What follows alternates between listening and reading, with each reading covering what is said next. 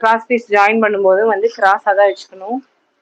இந்த எண்டுலேருந்து அந்த end touch ஆகிற இடத்துல நம்ம தையல் போட்டுக்கலாம். ஏன் கிராஸாக வைக்கிறோம் அப்படின்னா, நம்ம நேராக வைக்கும்போது துணியுடைய திக்னஸ் வந்து அதிகமாக இருக்கும்.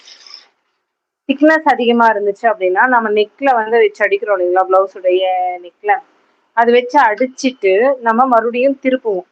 அந்த திருப்பும் போது அந்த திக்கா இருக்கிற இடம் இருக்குங்களா, அதாவது அந்த குண்டா இருக்கும் இல்லையா, அந்த இடம் வந்து சேஃபே வராது.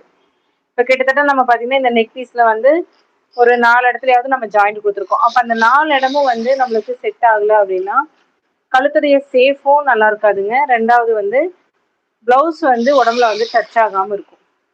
ஸோ அதனால கிராஸாக போட்டுக்கும் போது நம்மளுக்கு அந்த குண்டா வர விஷயம் வந்து தவிர்த்திடலாம். நீட்டாகவும் இருக்கும். நான் உங்களுக்கு எப்படின்னு நான் காமிக்கிறேன்.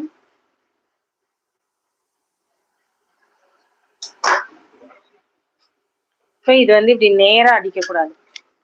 இப்படி நேராக அடிச்சிட்டோம் அப்படின்னா, இப்போ நான் இந்த இடத்துல தைச்சிட்டேன் ஓகேங்களா, நான் தைச்சே காமிச்சிடுறேன். சும்மா நேராக தைக்கலாம்.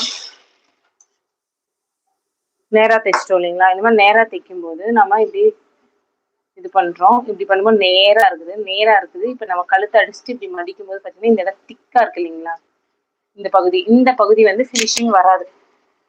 இதே நம்ம கிராஸா தைக்கிற பீஸ் எடுத்துக்கலாம்.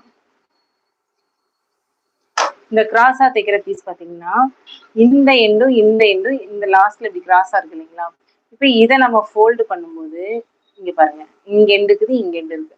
அப்ப இந்த பகுதி பாத்தீங்கன்னா திக்கா இருக்காது. நீங்க பிகினர்ஸா இருக்கீங்கன்னா கண்டிப்பா இந்த வீடியோ பார்த்து முடிச்சுட்டு நீங்க இதை ட்ரை பண்ணி பாருங்க. திக்கா இருக்காது. அப்ப இந்த நெக் ஃபினிஷிங் வந்து நீட்டா இருக்கும். அதனாலதான் நம்ம இந்த மாதிரி நேரா அடிக்காம கிராஸா அடிக்கிறோம் ஓகேங்களா. கிராஸ் பீஸ் கட் பண்ணி கிராஸா தான் தைக்கணும், அவ்வளவுதாங்க விஷயம்.